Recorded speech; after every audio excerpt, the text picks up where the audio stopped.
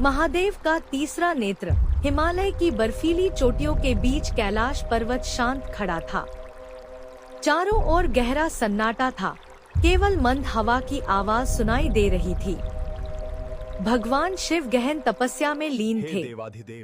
उनकी आंखें बंद थी और पूरे ब्रह्मांड की ऊर्जा उनके भीतर समाई हुई थी। देवताओं के लोक में भय का माहौल था। एक असुर, जिसका नाम विरोचन था, अपनी शक्तियों से तीनों लोकों में आतंक फैला रहा था।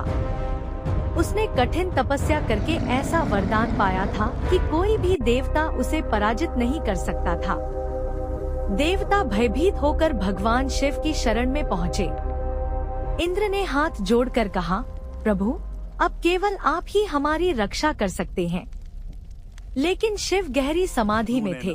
तभी माता पार्वती ने देवताओं की व्यथा सुनी। उन्होंने धीरे से शिव से कहा, स्वामी, संसार संकट में है। शिव ने धीरे धीरे अपनी आंखें खोली। उनकी शांत दृष्टि में भी अपार शक्ति छिपी थी। उन्होंने कहा, जब अधर्म अपनी सीमा पार कर देता है, तब विनाश आवश्यक हो जाता है।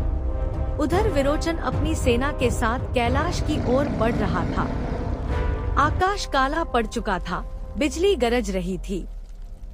जैसे ही असुर ने कैलाश की सीमा पार की, धरती कांप उठी। विरोचन हंसते हुए बोला, महादेव, आज मैं पूरे संसार पर राज करूंगा। तभी शिव उठे। उनके चेहरे पर क्रोध नहीं, बल्कि भयंकर शांति थी। अचानक उनके माथे के बीच एक चमक दिखाई देने लगी। पूरा आकाश अग्नि से भर गया। देवता कांप उठे। तीसरा नेत्र।